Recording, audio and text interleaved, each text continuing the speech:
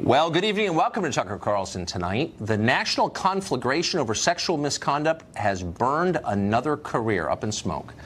Charlie Rose, been around for years on television, hosts shows on PBS and the morning show on CBS, has been suspended by both broadcasters tonight after 8 women have accused him of groping, lewd phone calls, and other forms of harassment.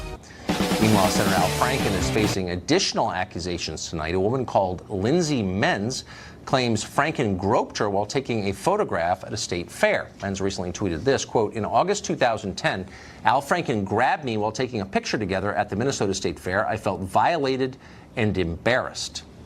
But Franken and Rose are not alone. More and more liberal women are sticking knives into the Clintons. Even MSNBC morning host Mika Brzezinski recently attacked Hillary Clinton, while California Congresswoman Jackie Speer took a shot at her husband, Bill. Watch.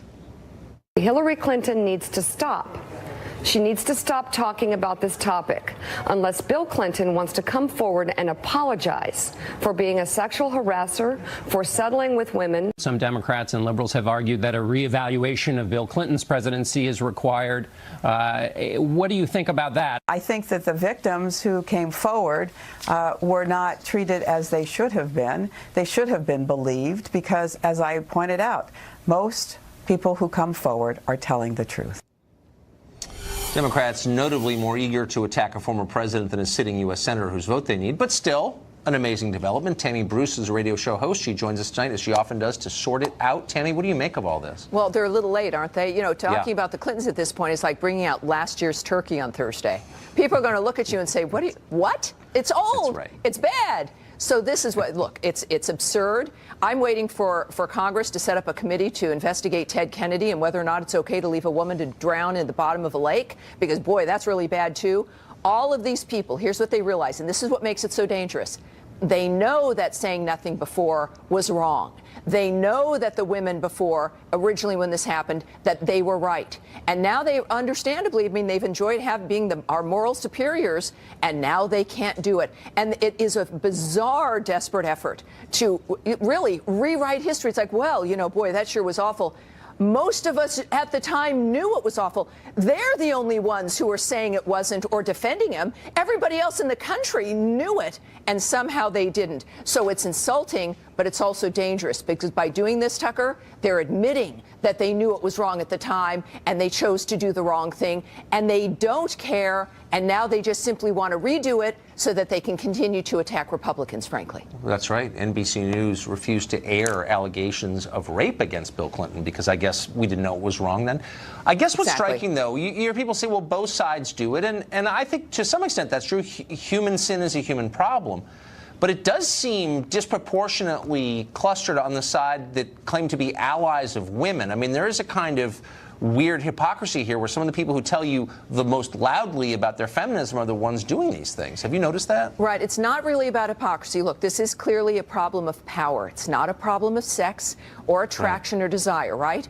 But interestingly, the people that have been crowing about, I'm your champion, I'm going to be defending you, I am the person you can rely on, almost as though it's a method in which to get closer to victims. It's that we would joke at now with the men that would show up at some of our rallies. We would say, well, maybe they're just there because they maybe know it'll be easier to get a date. Or the men who are supportive and very aggressively supportive about abortion, that it's a nature of who it is you're going to be associating with.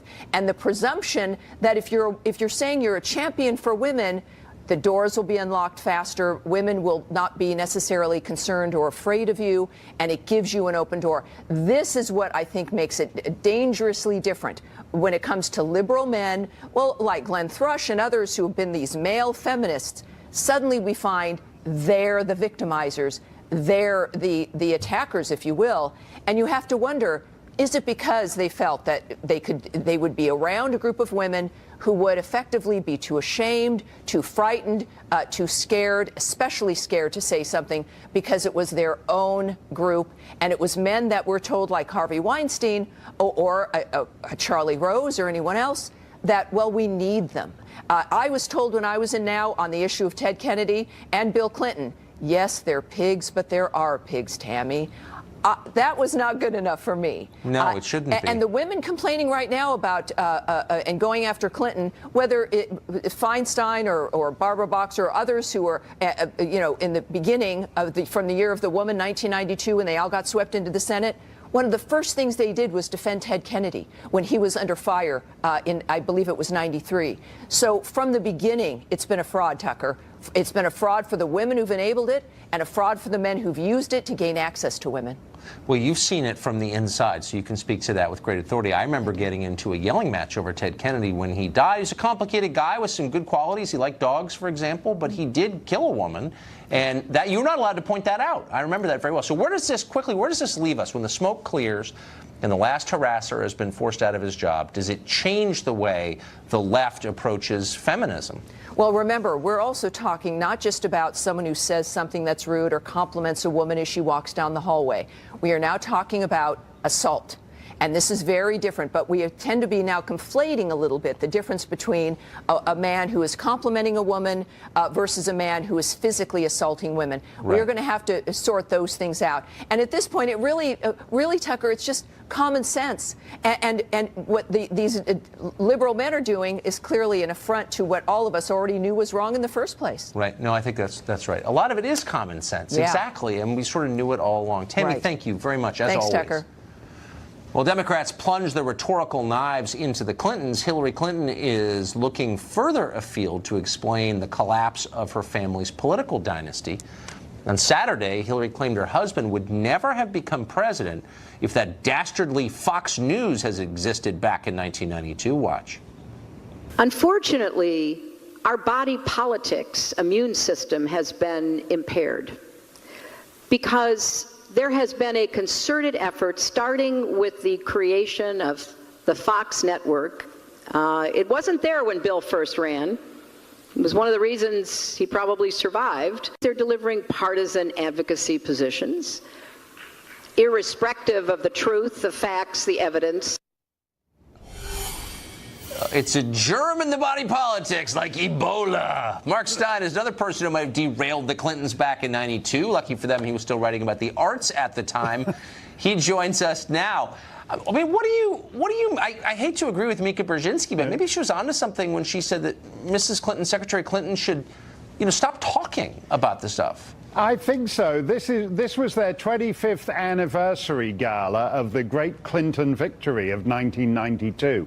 And there were the two of them there with James Carville. And you got to bet that there were a lot of big shot Democrats who were invited to that who are no-shows. I mean, right. to go back to what Tammy was talking about, the Democrats are like this on everything. They didn't care. They weren't worried about the Russians during the Cold War.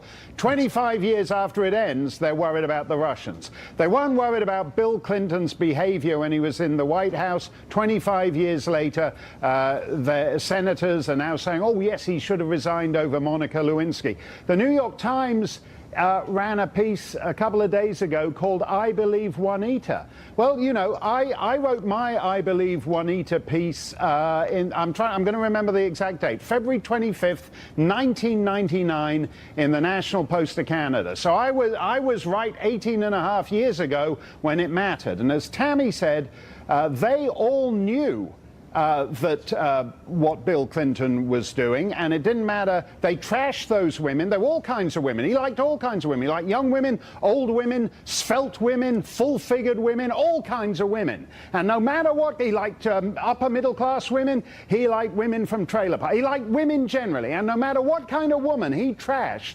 the Democrats piled on in destroying all those women. Yeah, I noticed it vividly. So what do you make of Hillary Clinton saying out loud, if Bill Clinton had been covered by a real news organization, Fox News, he never would have been president? That's not really an attack on Fox News. It seems more like a compliment to me. Yeah, because a couple of minutes after that, they admitted that, in a sense, they faked his victory in New Hampshire. He lost the New Hampshire primary. To Paul Tsongas. To Paul Tsongas, who no one remembers now. But he stood on stage and declared himself the comeback kid. And at that time, ABC, CBS, NBC, and CNN, which is all there was, went along with the comeback kid narrative. Just as when all the sex stuff came up, They went along with the old news, nothing to see here, time to move on narrative. And had Fox News been around, I've no doubt I can imagine Sean Hannity doing one of his opening monologues, pointing out that in fact Paul Tsongas was the winner in New Hampshire, and it was nothing to do with Bill Clinton and his comeback kid. I mean, it would have been a very different environment for them. But should she admit that the only reason he won is because the press was tame and obedient and refused to cover the actual news? I mean, that's what she's saying. That's what they want, Tucker. I mean, don't forget, I mean, what is it that Bill Clinton, why are we in a mess now? Why shouldn't, I mean, look at it this way, why shouldn't Al Franken grope a woman? It's because the media told us it doesn't matter being a pig. Character doesn't matter. The fact that Clinton was a successful president meant anything he did in his private life was irrelevant. And the Democrats told us back then in the 90s, everybody does it. And now, as the opening of your show has pointed out, everybody does do it. They do it in Hollywood, they do it in Minnesota, they do it in the halls of Congress. They've got respected PBS anchors walking around naked in front of female, and I don't mean Big Bird, other ones walking around naked in front of female staffers. It's where did that come from? Everybody didn't do it until Bill Clinton re-established droit du seigneur on an industrial scale. Mark Stein, like nobody else. Thank you, Mark. Thank you, Tucker. A U.S. Border Patrol agent is dead tonight after being attacked at the border in the most gruesome possible way. Will this change any minds about addressing illegal immigration and securing the border once and for all? We'll find out next.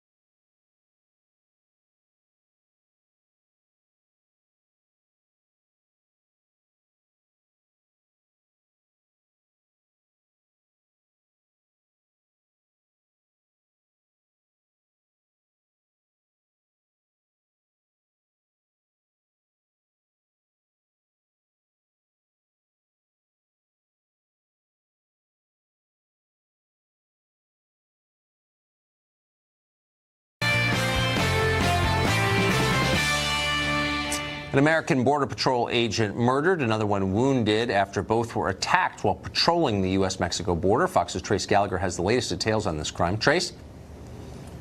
Hi, Tucker. We know the border agents responded to a sensor that was triggered off Interstate 10 near the Big Bend area of the Texas-Mexico border. That's a difficult part of the border for illegal immigrants to cross because of the mountains, the Rio Grande River, and the overall rugged terrain. Somehow, when the two agents arrived, they got into trouble. One of them called on the scanner saying they'd been hurt and they needed help. Both agents were then transported to an area hospital where 36-year-old Rogelio Martinez died from his injuries. Martinez had been an agent for 4 years. The FBI says the agents were not fired on, but they would not elaborate on how they were injured. The National Border Patrol Union says Martinez was hit several times in the head with a blunt object, possibly a large rock. The Border Patrol itself has not confirmed that, but here's what President Trump said. Watch. We lost a Border Patrol officer just yesterday, and another one was brutally beaten and badly hurt. Looks like he'll make it, but very badly hurt. The president also vowed to continue building the wall to secure the U.S.-Mexico border. Agents being hit with rocks is very common along the border. In fact, Border Patrol vehicles and helicopters have also been targeted quite often by rock throwers. Right now, investigators are looking for potential suspects and witnesses, but if those suspects are on the south side of the border, the task becomes much more difficult. The Department of Homeland Security says that since 2003, 38 Border Patrol agents have been killed in the line of duty. Tucker. Trace Gallagher in Los Angeles. Thanks a lot, Trace. Jose Magana is an immigration advocate, and he joins us in the studio tonight. Jose, thanks a lot for coming on. Thanks for having me, Tucker. So an armed and trained federal agent murdered by blunt force, probably by rocks. Why should that not scare the rest of us? I think the situation is that that's not the norm at the border. The border, according to the U.S. Department of Homeland Security, in a study 2 months ago, argued that the border is more secure than it's ever been, with 85% of undocumented immigrants being apprehended before they even enter the country. Right, so 15% weren't. So it's not secure. I mean, by that definition, it's not secure. I guess here's the point. Look, I'm not I grew up next to Mexico. I like Mexico. Super nice people. Most immigrants are nice people. I'm Mexican myself, Tucker. But there's been a civil war, in effect, going on in Mexico for years. Over 110,000 people have been murdered in Mexico. Okay, it's one of the most violent countries in the world. If there were any country but Mexico, and there wasn't this weird politics hovering over it, we would say, holy smokes. This is one of the most dangerous places in the world, right on our border. We need to make certain we know the identity of every single person who comes in or out. But we don't because of advocacy by people like you, because we somehow can't? I don't understand. Well, Tucker, in 2013, we had the opportunity to fund over $43.6 billion, a good portion of that would go to border security through S744, the bill that would legalize a large portion of the undocumented population. It had enormous border security provisions, and if you want to be mad at someone, you should be mad at the Republicans in the House that refused S744. Wait, hold on. No, wait a second. Why should we legalize anybody? It's our country. Tucker. I'm serious. We have a moral right to secure our borders. Again, I'm not impugning the character of Mexican citizens, many of whom I like. I'm just saying over 110,000 people have been murdered in that country in recent years.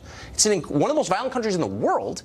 Why in the world, if you cared about the security of Americans, wouldn't you just shut down any border crossing except legal border crossing? Well, according to DHS, the border is more secure now than it's ever been in the history of the United States, and more funding would have been allocated to the border if not for Republicans that tanked S744. Then you got to legalize everybody, and all their family gets to move here. And like, what? No. I don't think people who are here legally get to decide what our policies are. In what world? Mexico doesn't allow that kind of nonsense. So, like, be quiet. You're not a citizen. Go away. I'm serious. You know that's true. The United States doesn't set its immigration policies based on what other countries does, Tucker. It sets and exercises its leadership based on what's just and fair and what aligns with our nation's commitment to equality and the melting pot. There's massive lobbying by the governor of Mexico, which uses illegal emigration from Mexico as a pressure relief valve to keep their country from melting down because it's a corrupt place with a bad economy. And we are lobbied by them every single day, and you know that that's true. So don't pretend it's not. Well, Tucker, I think you're ignoring the fact that net migration from Mexico is at net zero and has been for the past several years. The fact that you're portraying the southern border as a flood of individuals coming isn't necessarily accurate. People come from South America and from Central America through Mexico into the United States, and that is allowed, indeed encouraged by the Mexican government, which doesn't want to deal with illegals in its borders either. So they come to our country, again, with the help of the Mexican government. I'm telling the truth, and you know that I am. And my point is, like, why should we put up with that? This is nuts. Like, let's stop pretending. Because under our own immigration laws, we have a humanitarian responsibility to those Central Americans fleeing violence and persecution. Because under the INA, if you are being persecuted in your home country, you have an opportunity to present your case for relief here in the United States. Really? And these are mothers and children fleeing horrific violence in these Central American families. There are over 1 billion people who are fleeing violence and poverty around the world. I don't understand what gave the United States the unique obligation to put them all in federal assistance. I mean, this is insane. Where does that come from? Is that in the Constitution? Like, so who made this up? And why do the rest of us have to stand here and be like, oh, absolutely, it's our obligation? Like, where does that come from, that obligation? Our international obligations stem from the Immigration and Nationality Act and the various treaties that this nation has adopted that essentially said if you're being persecuted because of your race, because of your religion, if people are trying to murder you and your country won't help you, you can apply, and it's not a guarantee to come to this country and obtain refugee or asylum status. Tell an unemployed American, and there are about, let's just see, 100 million of them in this country, why that serves their interests. Because the U.S. government is supposed to be looking out primarily for their interests. How do they benefit from that? Oh, wait, there's no answer because they don't, and you know that. Well, at the end of the day, economists from both the progressive and the conservative side have consistently said that immigration is good for our country, that immigration lifts all boats. Has it been good for California, which is poorer now than it's ever been? I think California cherishes its immigrants. That's why it's passed various laws. But as an economic, and I hear this line, but it's a lie, and you know it's a lie. California is poorer because of immigration. It's got more poor people than any state in the union. It was the richest state in the country 30 years ago. So, like, if this magic formula works, where has it worked? Name a place where it's worked. I think I would say both the Center for American Progress and Cato Institute from opposite spectrums arguing that immigration is good for California. And the fact that California legislators have encouraged immigrants being in their Because there's state. a massive political lobby, as you know, but it's an economic matter. Name one state or municipality that has become more prosperous because of low-wage immigration. Center for American Progress has a state-by-state analysis Name of one. how Okay, go ahead. Name one. Every single state, Tucker, no state has experienced negative economic growth as a result of immigration. And regularizing the status of the 11 million undocumented immigrants in this country would promote economic growth and restart this country's economic engine. Let me just say that that is a lie, and you know that it's a lie, and you can go to Lowell, Massachusetts, or Lewiston, Maine, or any place where large numbers of immigrants have moved into a poor community, and it hasn't become richer, it's become poorer. That's real. Go there. Do you know what I'm talking about or no? I think at the end of the day, this contributes to the narrative that we've seen in our nation consistently, that oftentimes immigrants are scapegoated for economic woes. I'm not scapegoating anybody. I'm asking you to prove your contention that immigration is always good for the economy. And I would point to the repeated economic studies done by a wide variety of reputable think tanks from all across the political spectrum. We're out of time, but you've lived here, you said 5 years. Is there anybody dumber than a think tank employee in D.C.? Honestly, I've been here 30 years, and I'm asking you a Well, I'm a lobbyist, so probably a lobbyist, I would say. There's nobody, just answer, there's nobody dumber or more detached from reality. I know that for a fact. Thank you so much Thank you, Tucker. It was for a pleasure. joining us. You know what I'm talking about. Well, statues come down across America. Washington, D.C. is very close to putting up a new statue. To whom? Marion Barry, of course, the mayor we made famous by sending out video of him smoking crack. A city councilman from D.C. who supports the Barry statue joins us next.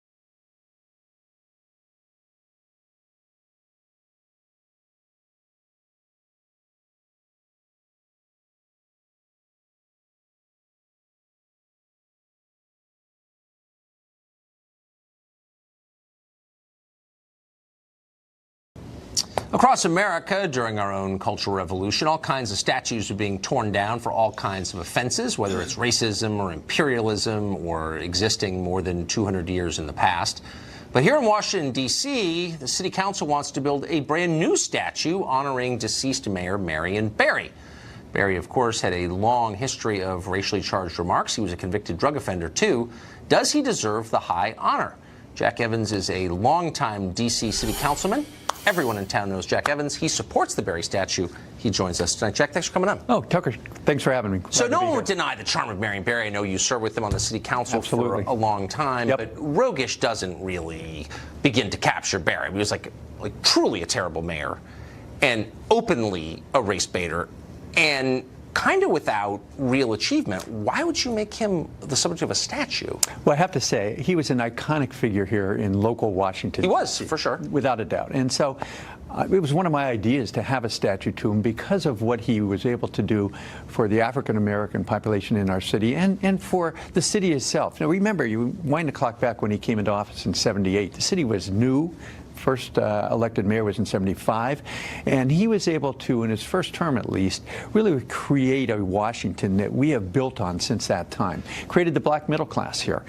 He had They a all summer left jobs for program. Maryland. I mean, if you look at you're on the City Council for a long time. You know the numbers better than I. But the black middle class and the middle class period, but especially the African-American middle class, fled the city under Barry because it was a disaster. Well, I wouldn't say that's why they fled. They fled after the '68 riot. For sure. And then when Barry became mayor in '78, we started to really kind of rebuild our city. And today, as you know, Tucker, we're adding 1,000 people a month. We are, yeah, no, it's 80,000 way people better. in the city, yeah. And again, you go across the city, many African-Americans got their first job in Marion Barry's summer youth program. And again, remember in '78, it was very hard for an African-American to get a job anywhere. Federal government was kind of opening up. He went on and Barry really was I know, but someone he who humiliated helped the with that. city. He betrayed the hopes of the people who believed in him. He was a full-blown crackhead, as you know. He got busted and went to jail the first time, but then he got busted again. He got busted giving his girlfriend a city contract. A bunch of his aides went to jail. Cornbread Givens, remember him? Remember Cornbread? I remember him well. I Cornbread was here Givens. then. Oh, he was a good But friend he of mine. also had that's a great. long history of saying things like this, quote, "We've got to do something about these Asians coming in, opening up businesses, those dirty shops. They ought to go." Yeah. What do you think Asians in Washington will think of the Barry statue? Well, I would say he has a lot of support in all of the communities, even in the Asian community. I mean, you remember Tony Chang and a lot of people in the Chinese know Tony community Chang, were very but strong hold on, supporters hold on. of Marion Barry.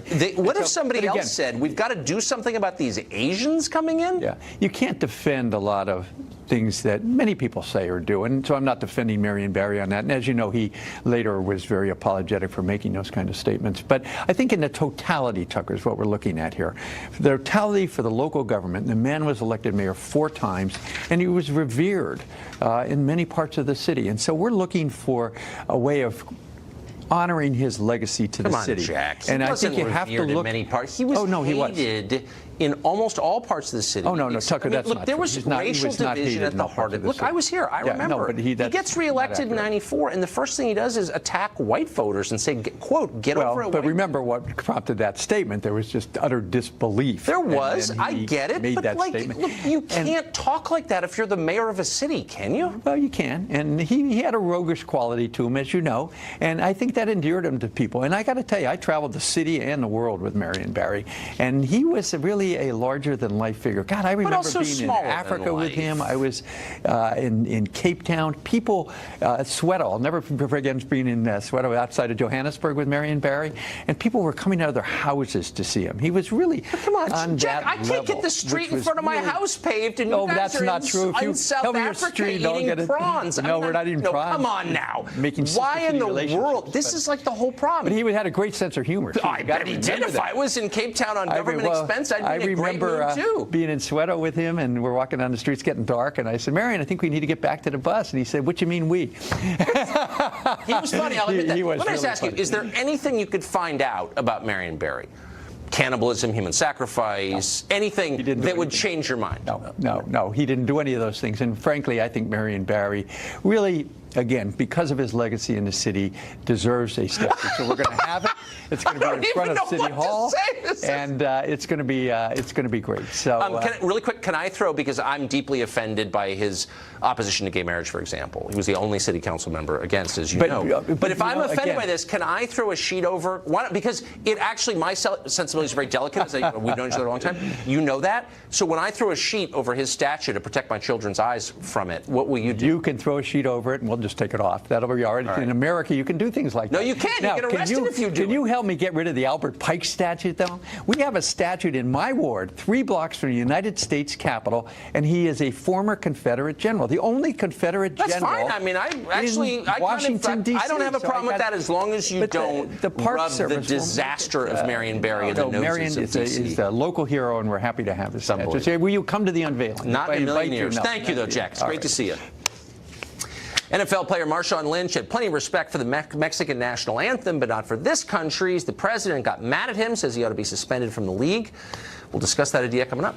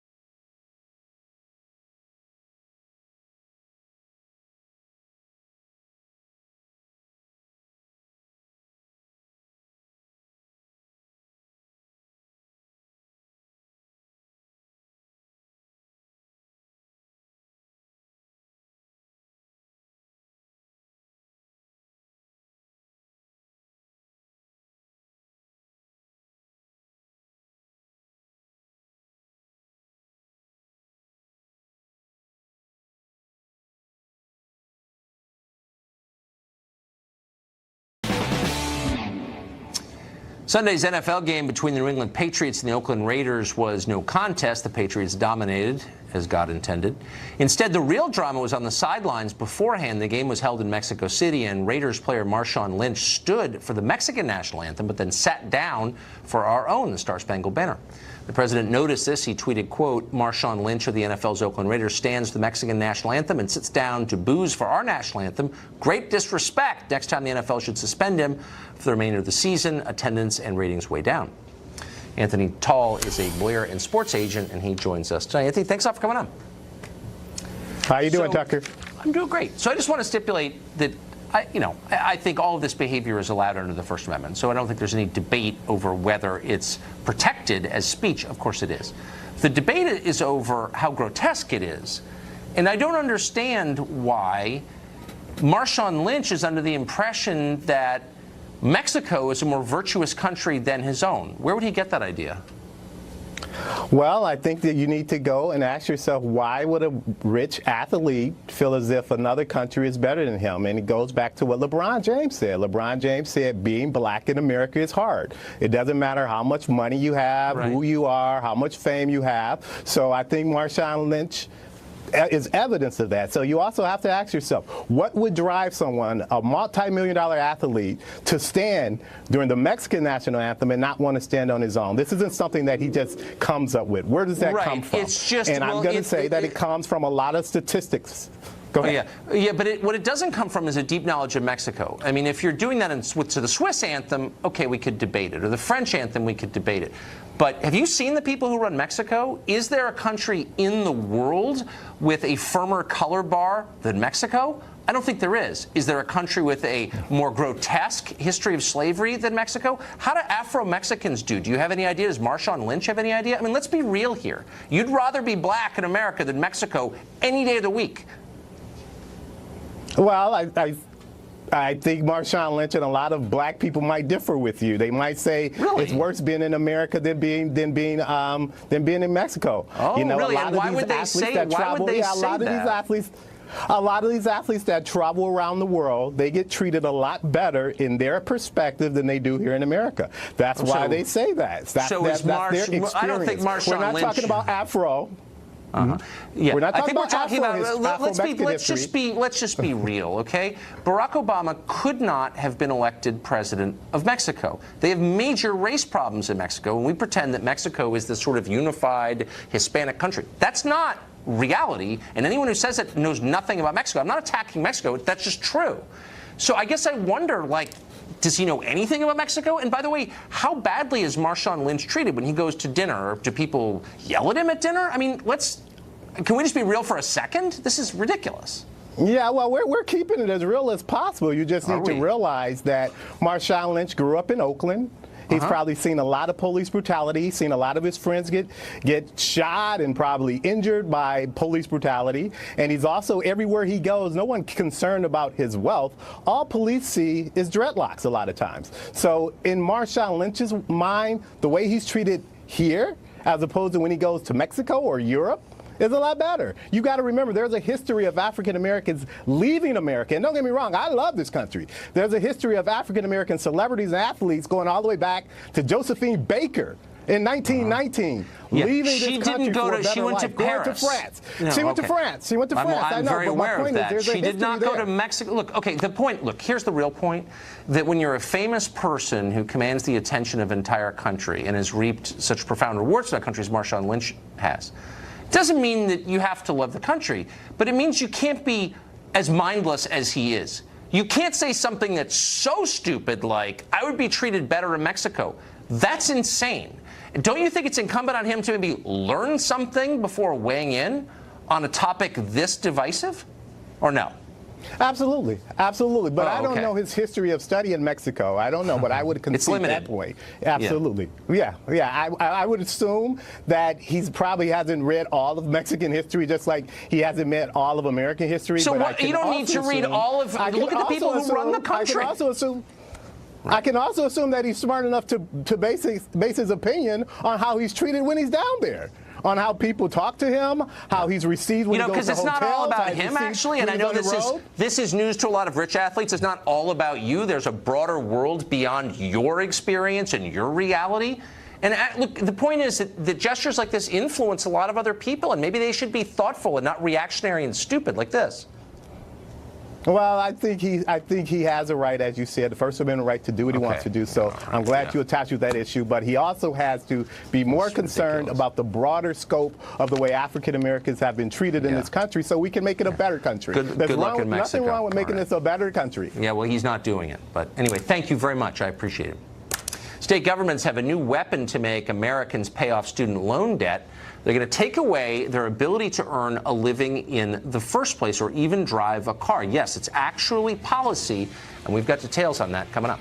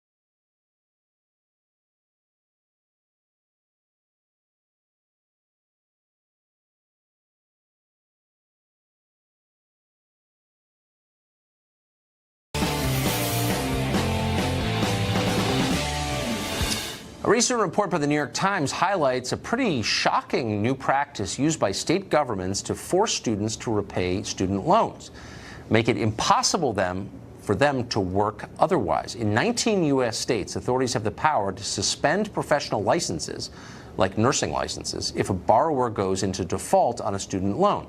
In the state of South Dakota, borrowers can lose their driver's license, making it basically impossible to get to work in the first place. Brian Brenberg is an associate professor of business and economics at the King's College in New York, and he joins us tonight. Brian, thanks for coming on. Good to be here.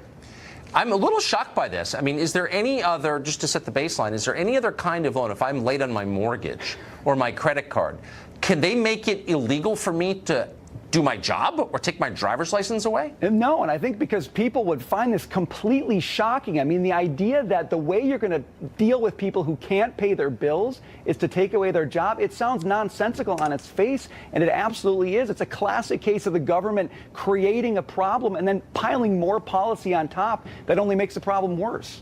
And student loans, I know you're a college professor, I don't want to beat up on, but colleges are the richest institutions in American life. Drive through any state, and these little pockets of affluence are colleges. And yet those colleges are bankrupting an entire generation of young people who can't buy cars or get married or buy homes because of their student loans. And now they can't work or drive. Like, who is in charge of this? Well, we have been shoveling billions of dollars at colleges and universities to push students into educational programs that don't give them any place in the marketplace. They can't get a job, and so they go out into the marketplace. They can't find a job. They maybe finally find something that allows them to pay their bills, but because they're behind on their student loans, the state says, you can't do this job anymore. I mean, it's absolutely crazy. The one thing we want young people to do in this country is to get a job, to work, get out in the marketplace. Anything that keeps them out of that is going to be counterproductive. So, but I mean, a lot of these lenders, too, are obviously getting rich. I've met some of them, really rich.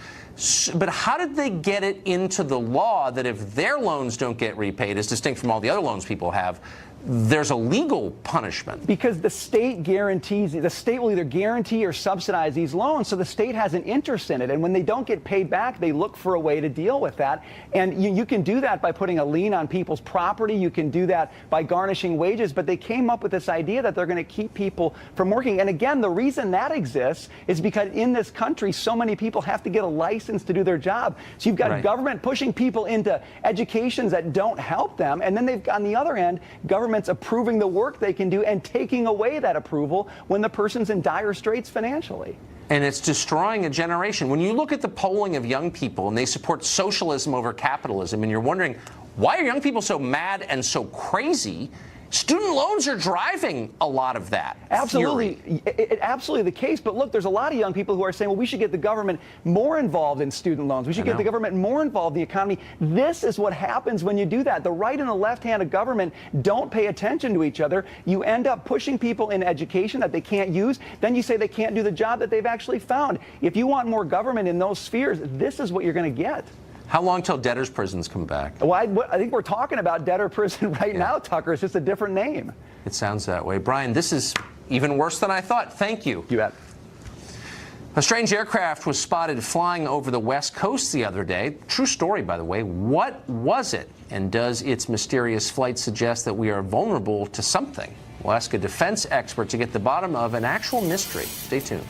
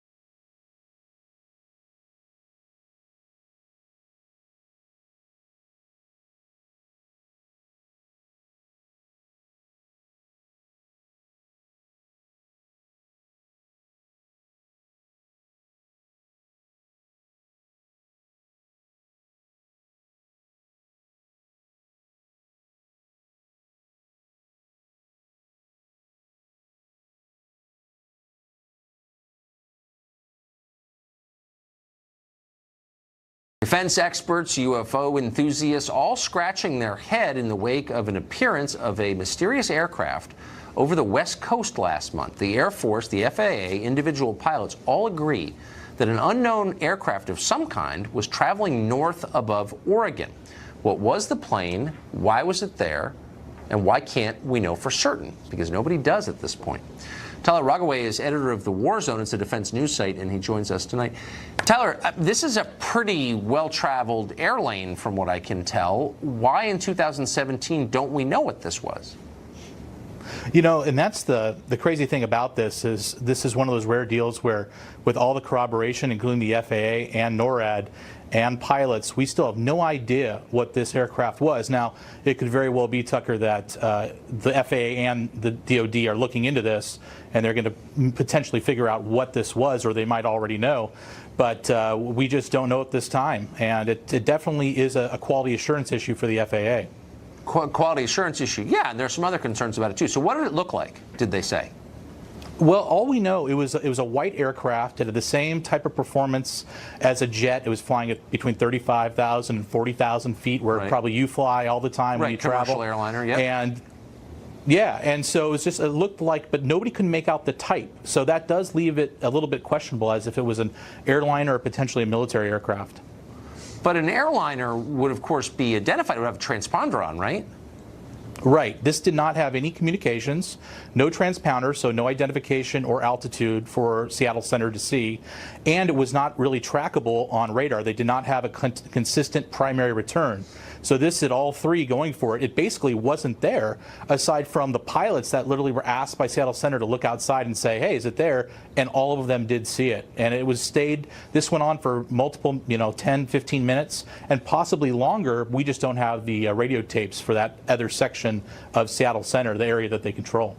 Well, that's just absolutely bizarre and kind of threatening. I mean, you'd think that our air traffic control would have a handle on what's in a commercial airlane, no? Yeah, I mean, they were really trying to figure out what was going on. They launched F-15s after this, Tucker, and those jets at that base have the most powerful air-to-air radar in the world and other upgrades, and they couldn't find it. Even NORAD told me, they said they went up and they looked around, and it wasn't there. So what are the options? I mean, if the F-15s couldn't find it, then what could it be? Right, and that's really what a lot of people are asking, of course. And some people say maybe it was a smuggler, somebody that bought a Lear for very cheap that was not flyable and just flew it for some reason, maybe up to Canada. That's very improbable. Another one is maybe a military aircraft that's straight off the range, like an unmanned system. The DoD is working heavily in the high end of unmanned aircraft space that they don't talk about. And you remember in 2011 when an RQ-170 Sentinel stealth drone, surveillance drone, fell into the hands of Iran. That aircraft strayed from its course and actually fell, like I say, into the enemy's hands. So the idea that it could potentially fly into Oregon off one of the ranges in northern Nevada isn't totally out of the question. Right, and there are other explanations too, which we'll leave to the imagination of our viewers. Tyler, thank you very much for that. It's great being here. Thanks, Tucker. Thank you. That's about it for us tonight. Boy, that hour went fast, but we are back every night at 8 p.m., the show that is the sworn enemy, and we mean it, of lying, pomposity, smugness, and groupthink. DVR it if you can figure out how to make that machine work. Good night from Washington. Sean Hannity is up next. All right, Tucker, thanks.